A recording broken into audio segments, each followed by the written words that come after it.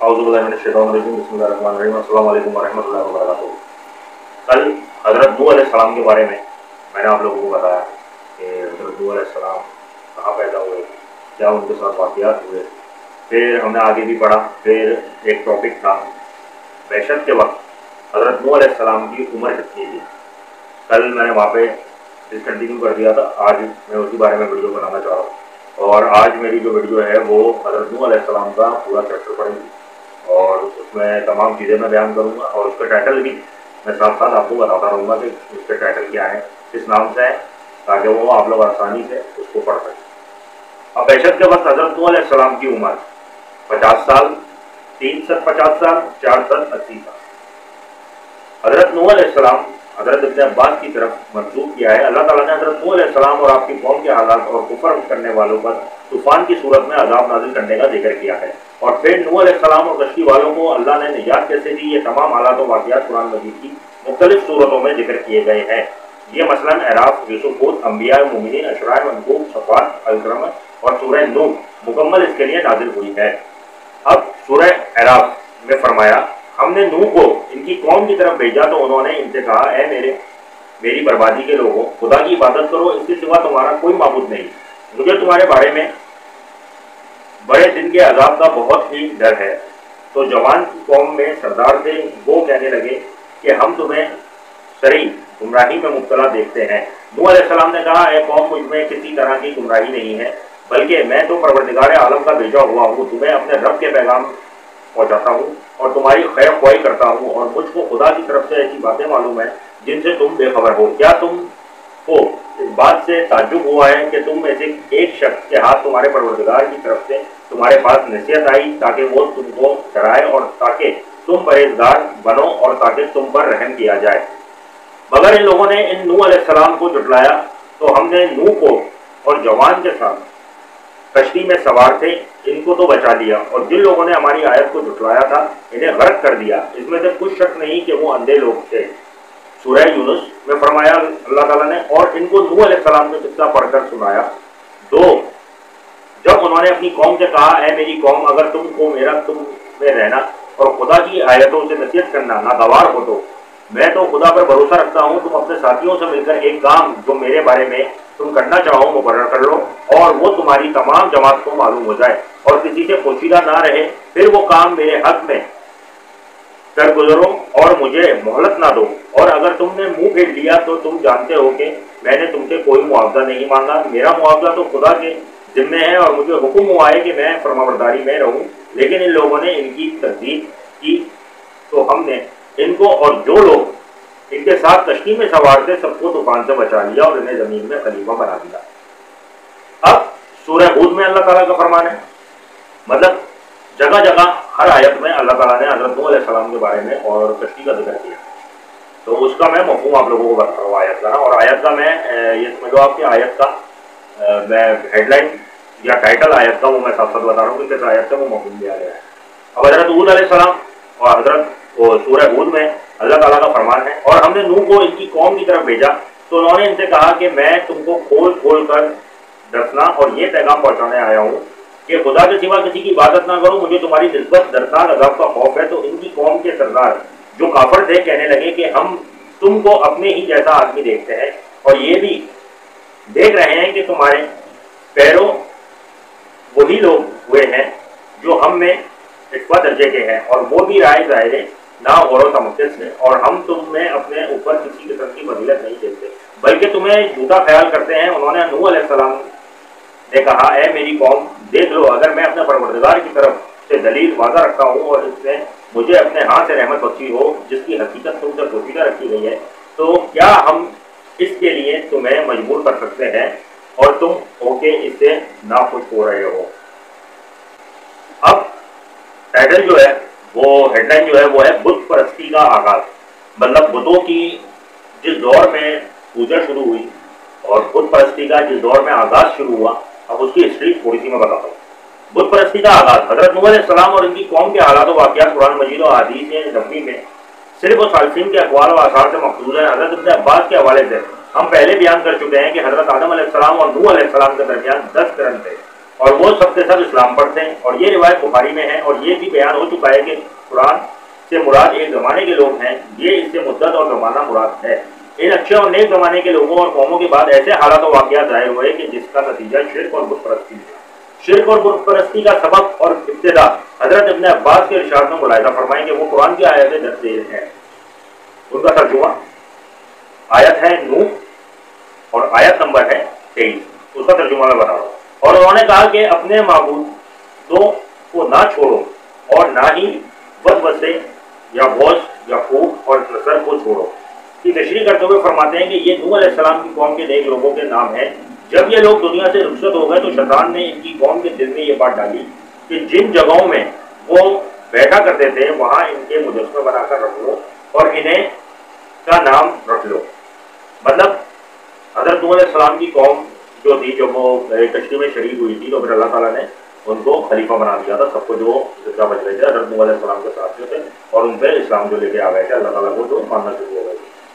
پھر جب وہ انتقال کر گئے سب کے سب، تو پھر شیطان نے وسوسے پھیلانا شروع کر دی، کیونکہ جیسا کہ میں نے اپنی پہلی حضرت آدم علیہ السلام کی ویڈیو میں بتایا تھا کہ شیطان کو کس طریقے سے ابلیس بنایا گیا اور اس کو کس طریقے سے جنت سے باہر نکالا گیا، اور اس نے وسوسے حضرت موسیٰ علیہ السلام کے بھی دور میں دیے، یہ بھی میں نے آپ لوگوں کو بتایا تھا۔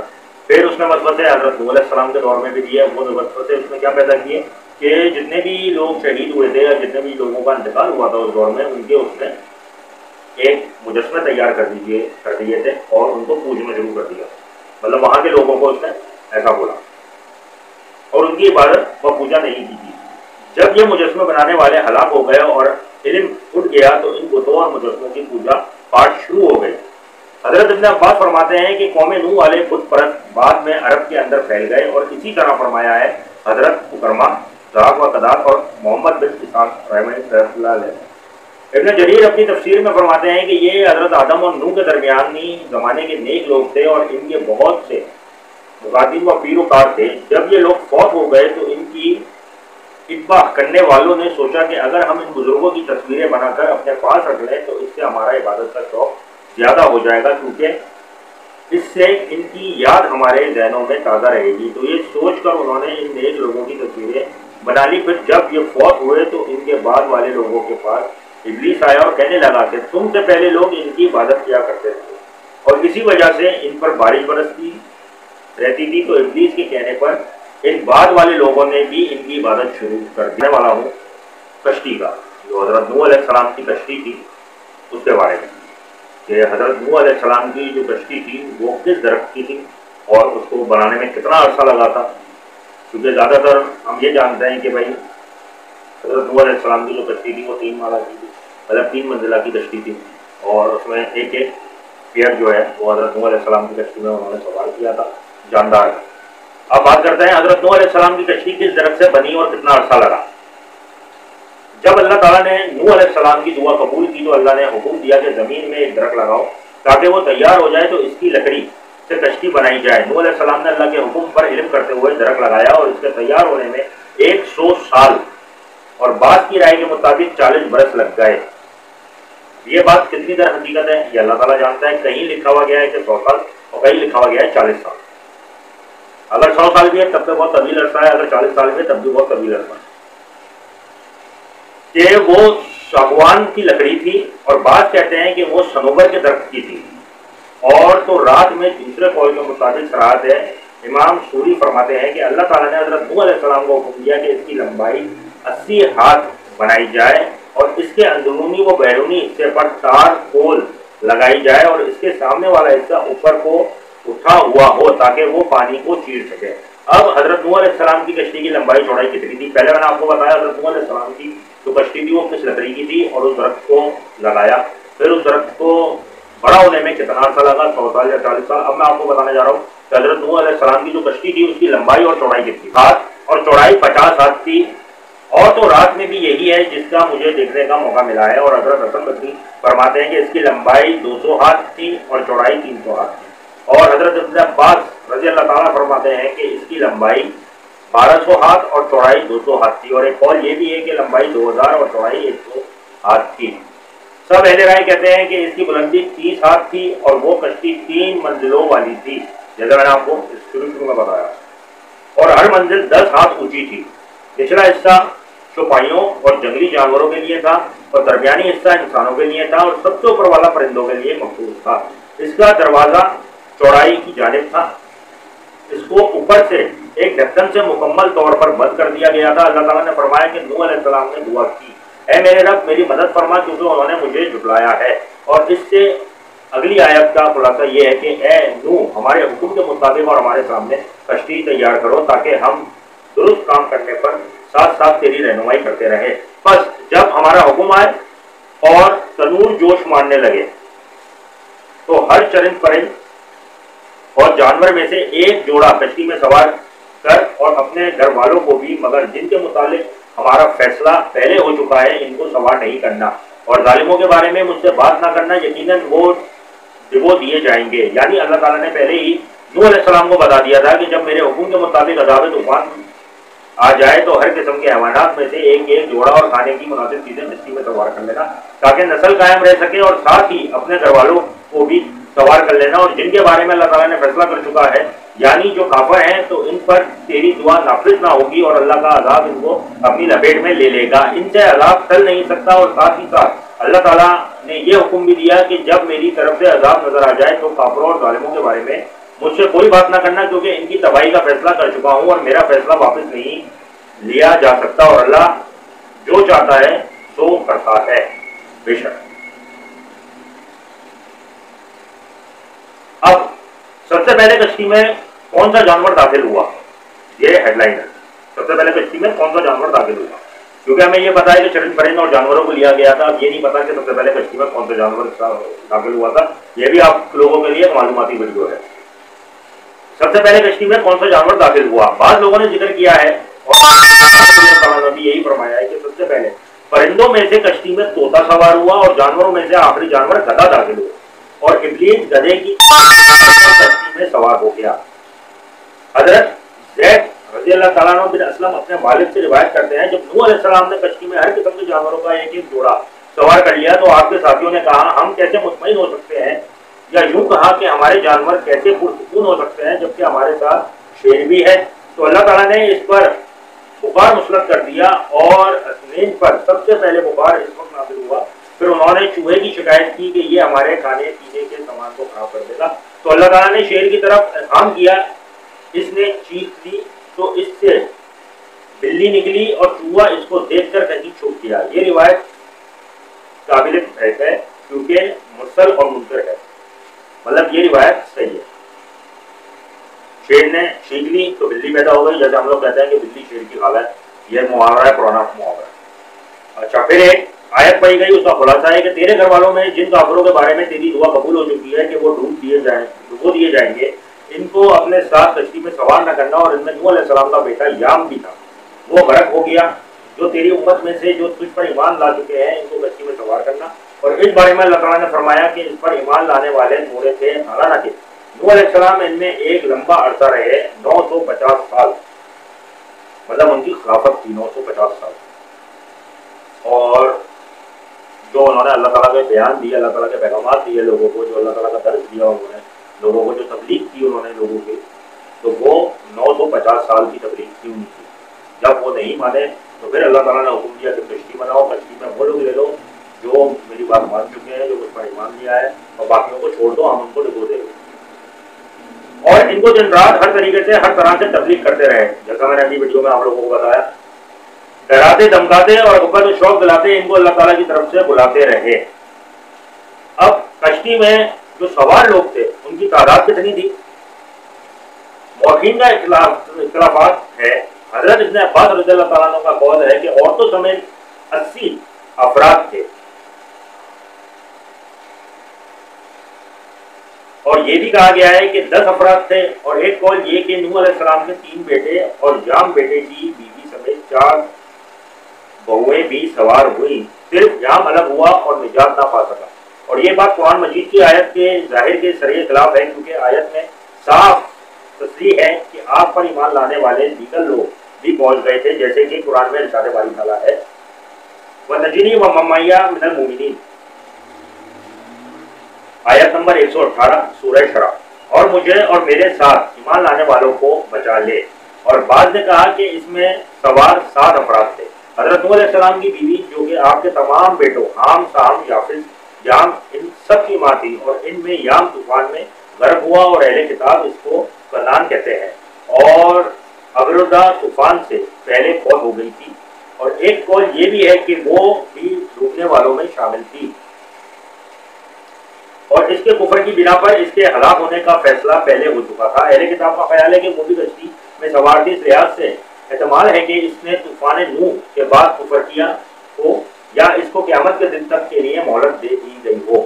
اس بارہ میں پہلا قول واضح ہے، کیونکہ نوح علیہ السلام نے دعا میں اللہ تعالیٰ سے عرض کی ہوئی تھی، کہا اللہ زمین پر کافروں میں سے کوئی چلتا بستا نہ چھوڑا، اور اللہ تعالیٰ نے نوح علیہ السلام کو حکم دیا کہ جب تو اور تیرے ساتھی کشتی میں سوار ہو جائیں تو آپ یوں کہیں، کل الحمد للہ نجانا من القوم الظالمین خیر المنزلین، سورہ مومنون آیت نمبر 28-29۔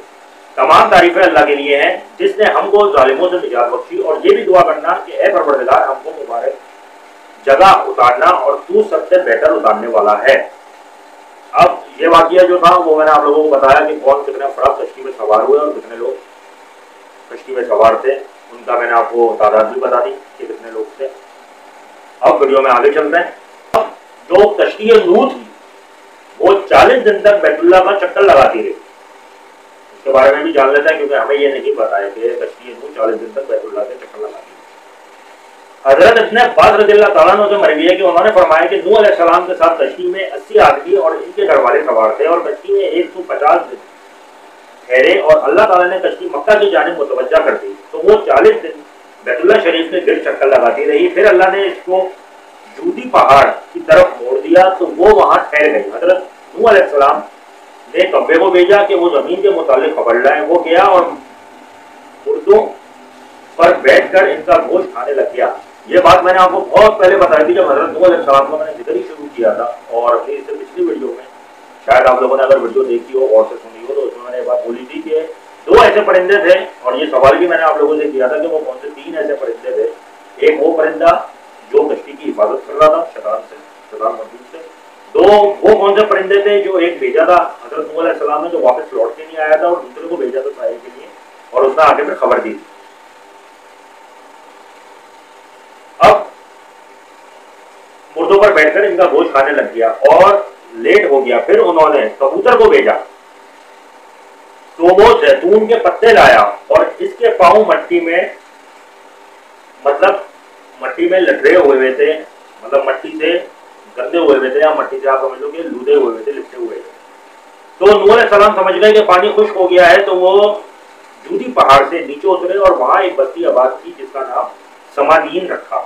ایک دن وہ صبح اٹھے تو وہ اسی آدمی اسی زبانیں بول رہے تھے، ان میں سے ایک زبان عربی تھی، وہ ایک دوسرے کا کلام نہیں سمجھتے تھے، اور نوح علیہ السلام ان کی ترجمانی کر رہے تھے۔ حضرت تو دادا وغیرہ فرماتے ہیں کہ نوح علیہ السلام ماہ رجب کی 10 تاریخ کو کشتی پر سوار ہوئے، اور 150 دن چلتے رہے، اور 1 مہینہ جودی پہاڑ پر رہے، اور محرم کی 10 تاریخ کو کشتی سے اترے۔ پھر ان سب نے اس دن روزہ رکھا، اور ابن جریر نے اس کے موافق ایک مرفوع روایت بھی بیان کی ہے۔ حضرت ابو ہریرہ رضی اللہ تعالیٰ عنہ سے مروی ہے کہ انہوں نے فرمایا کہ ایک دن نبی کریم صلی اللہ علیہ وسلم یہود کی ایک جماعت کے پاس سے گزرے، اور انہوں نے 10 محرم کا روزہ رکھا ہوا تھا۔ آپ نے دریافت فرمایا کہ یہ کیسا روزہ ہے؟ یہودیوں نے جواب دیا کہ یہ وہ دن ہے جس میں اللہ تعالیٰ نے موسیٰ علیہ السلام اور بنی اسرائیل کو دریا سے نجات دی اور فرعون کو غرق کیا، اور یہی وہ دن ہے کہ جس میں نوح علیہ السلام کی کشتی جودی پہاڑ پر ٹھہری۔ اس لیے حضرت نوح علیہ السلام اور حضرت موسیٰ علیہ السلام نے شکرانے کے طور پر روزہ رکھا۔ تو نبی صلی اللہ علیہ وسلم نے فرمایا کہ میں تم سے موسیٰ کا زیادہ قریبی ہوں اور اس دن کے روزے کا زیادہ حقدار ہوں۔ اور آپ نے اپنے ساتھیوں کو کہا کہ جس شخص نے بغیر کھائے پیے صبح کی ہے وہ اپنا روزہ مکمل کرے، اور جس نے اپنی بیوی سے مباشرت کی ہے تو وہ اپنا باپ مادہ دن اسی طرح مکمل کرے۔ اور صحیح بخاری میں اس روایت کا ایک اور سند سے شاہد بھی یہ ہے کہ نوح علیہ السلام کا ذکر غریب ہے، اور بعض قسم کے لوگ کا کہنا ہے کہ کشتی میں جو کچھ لوگوں کے پاس تھا وہ انہوں نے کھا لیا، اور ان کے پاس گندم کے دانے تھے، انہوں نے اسے پیسا اور نظر تیز کرنے کے لیے سمجھ سرما لگایا، کیونکہ کشتی میں اندھیرا ہونے کی وجہ سے ان کی نظر کمزور ہو چکی تھی۔ یہ سب بیہودہ باتیں ہیں جو اسرائیلیت سے لی گئی ہیں متعدد شبدوں کے ساتھ، جو قابل اعتماد نہیں ہے۔ مطلب جو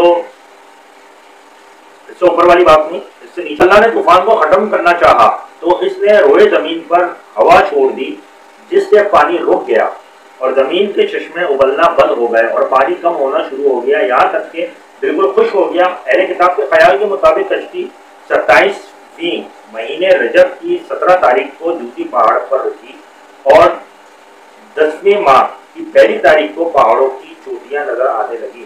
جب 40 دن مزید گزر گئے تو نوح علیہ السلام نے کشتی کا روشن دان کھولا جو اس میں پہلے ہی سے بنا دیا گیا تھا، اور کبے کو بھیجا کہ پانی کے متعلق خبر لائے، لیکن وہ واپس نہ آیا۔ پھر کبوتر کو بھیجا، وہ کچھ دیر کے بعد واپس آیا تو انہوں نے اس کے پاؤں پر کوئی ایسی نشانی نہ دیکھی جس سے اندازہ ہو کہ وہ کہیں بیٹھا ہے۔ نوح علیہ السلام نے روشن دان سے ہاتھ باہر نکال کر اس کو پکڑ کر کشتی کے اندر داخل کر دیا۔ پھر 7 دن کے بعد دوبارہ پانی کے متعلق معلومات کرنے کے لیے اس کو بھیجا تو وہ لوٹ کر نہ آیا۔ پھر وہ شام کے وقت واپس آیا۔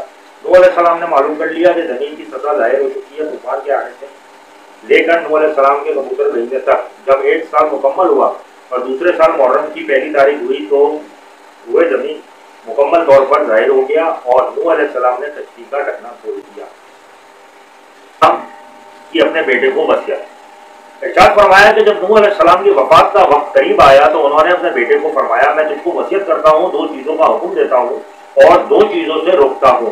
میں تجھے لا الہ الا اللہ کے ذکر کرنے کا حکم دیتا ہوں، کیونکہ اگر 7 آسمان اور 7 زمینیں ایک پلڑے میں رکھ دی جائے اور لا الہ الا اللہ کو دوسرے پلڑے میں رکھ دیا جائے تو لا الہ الا اللہ حاوی اور بھاری ہو جائے گا، اور سبحان اللہ و بحمدہ سبحان اللہ العظیم پڑھنے کا حکم دیتا ہوں، کیونکہ اللہ کی تمام مخلوق اسی کے ساتھ اللہ کی تعریف بیان کرتی ہے اور اسی کے ساتھ پوری مخلوق کو روزی دی جاتی ہے، اور میں تجھ کو 2 چیزوں سے روکتا ہوں، ایک شرک دوسرا تکبر ہے۔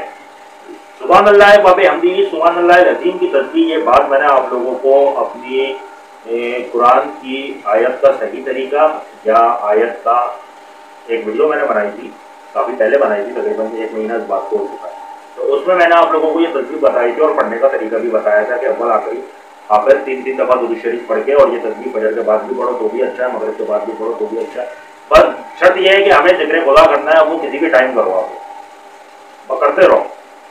تو اس کی بات دیکھو اب آپ کے سامنے آ گئی۔ پھر 2 اور چیزوں سے روکتا ہوں، ایک شرک دوسرا تکبر۔ میں نے کہا یہ مجلس میں سے کسی نے سوال کیا، راوی کو شک ہے کہ شرک کو تو ہم جانتے ہیں، تکبر کیا ہے؟ کیا یہ بھی تکبر ہے کہ ہم میں سے کسی کا عمدہ جوتا ہو؟ فرمایا نہیں۔ پھر کہا گیا کہ کیا کسی کے پاس پہننے کے لیے اچھے کپڑے ہوں؟ فرمایا نہیں۔ پھر کہا گیا کہ کیا اچھی سواری کا مہیا ہونا تکبر ہے؟ فرمایا نہیں۔ پھر کہا گیا کہ کیا یہ تکبر ہے کہ کس کے پاس بیٹھنے والے ساتھی ہوں؟ فرمایا نہیں۔ راوی کہتے ہیں کہ میں نے کہا گیا اے اللہ کے رسول پھر تکبر کیا ہے؟ جواب میں آپ نے ارشاد فرمایا کہ تکبر یہ ہے کہ حق بات کا انکار کیا جائے اور لوگوں کو حقیر سمجھا جائے۔ اس کی سند صحیح ہے، اگرچہ عام محدثین نے اس کو بیان نہیں کیا ہے، اور طبرانی نے بھی یہ روایت عبداللہ بن عمرو نے بیان کی ہے کہ رسول اللہ صلی اللہ علیہ وسلم نے فرمایا کہ نوح علیہ السلام کی اپنے بیٹے کو وصیت میں یہ بات بھی تھی کہ میں تجھے 2 چیزوں کے کرنے کا حکم دیتا ہوں اور 2 چیزوں سے روکتا ہوں، روایت کی طرح بیان کیا، اور ابو بکر حضرت نے بھی عبداللہ بن عمر بن خطاب سے اسی طرح روایت بیان کی۔ جو باتیں میں نے آپ لوگوں کو بتائی کہ وہ وصیت کیا تھی، وہ نصیحت کیا تھی، 4 چیزیں تھیں، 2 چیزیں آپ کو بتا دی، 2 چیزوں سے انہوں نے منع کیا، 2 چیزیں، ایک لا الہ الا اللہ، ایک سبحان اللہ و بحمدہ سبحان اللہ العظیم، یہ 2 کرنے تھے جن کی تسبیح پڑھنے کا حکم دیا گیا تھا حضرت نوح علیہ السلام نے، تو ذکر خدا کرنے کا حکم دیا تھا، اور 2 چیزوں سے جو منع کیا تھا وہ کیا تھا؟ تکبر،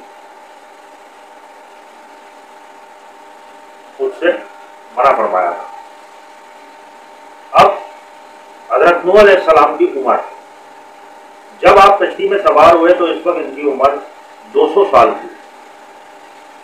حضرت ابن عباس رضی اللہ تعالیٰ انہوں نے مزید بیان کیا کہ وہ طوفان کے بعد 350 سال زندہ رہے، لیکن یہ صحیح بات کسی کو معلوم نہیں ہوتی۔ اگر اس روایت اور قرآن کے بیان میں مطابقت نہ ہو سکے تو مذکورہ اور روایت کی بات لازمی طور پر غلط ہوگی۔ قرآن مجید کے الفاظ کے سیاق سے پتہ چلتا ہے کہ نوح علیہ السلام نبی بننے کے और तूफान आने से पहले तक अपनी कौम में 950 साल ठहरे। बस तूफान के आने के बाद कितनी मुद्दत जिंदा रहे इसका इल्म तो अल्लाह ताला को है, क्योंकि 950 साल उन्होंने तबलीग की थी। फिर बाद तूफान के 150 दिन तक तूफान रहा, फिर 150 दिन के बाद 40 दिन तक उन्होंने बैतुल्लाह का तवाफ किया। वो सारी चीज़ें मैंने आपको बयान में बताई। अब हजरत इब्न अब्बास रज़ियल्लाहु अन्हु का कौल अगर महफूज और सही है कि नूह अलैहिस्सलाम की बेशक 480 बरस की उम्र में हुई और तूफान के बाद वो 350 बरस जिंदा रहे, तो इनकी कुल जो उम्र बनती है वो बनती है 1780 बरस। अब जो सबसे आखिरी पार्ट है इसका, जो सबसे आखिरी हेडलाइन है मेरी इस वीडियो की, वो है हजरत नूह अलैहिस्सलाम की कब्र मुबारक कहाँ है। इब्न जरीर और अल-जाकी ने अब्दुल रहमान बिन सफात को और दीगर तालीम वगैरह से मुसला रिवायत की है कि नूह अलैहिस्सलाम की कब्र मस्जिद हराम में है। ये बात बाद मुफस्सिरीन की राय से ज़्यादा कौमी और मजबूत है, जो ये कहते हैं कि इनकी कब्र बका शहर में है, जो आजकल करक नूह के नाम से मशहूर है और इसी वजह से वहाँ एक मस्जिद तामीर की गई है। अब ये बात कितनी सच्चाई है ये अल्लाह ताला को पता है, अल्लाह ताला ज़्यादा बेहतर जानता है। दो जगह हज़रत नूह अलैहिस्सलाम की कब्र है, एक मस्जिद हराम में और दूसरा बका शहर। अब इसमें असली कब्र मुबारक उनकी कहाँ है, या तो मस्जिद हराम में या फिर बका शहर में। आज की ये मेरी पूरी तफसील से वीडियो थी हज़रत नूह अलैहिस्सलाम की, जिसमें मैंने आपको एक एक बात वादे करके बताई है। दरख्त का बताया है, उसकी लंबाई चौड़ाई, कश्ती का बताया है, हर चीज़ वादे कर दिया। उम्मीद करता हूँ आपको मेरी वीडियो पसंद आती है। ज़्यादा से ज़्यादा चैनल को सब्सक्राइब करें, लाइक करें, कमेंट करें। मुझे इजाज़त दीजिए, कल इंशाअल्लाह ताला नई वीडियो में मैं आपके सामने हाजिर होऊंगा। अल्लाह हाफ़िज़।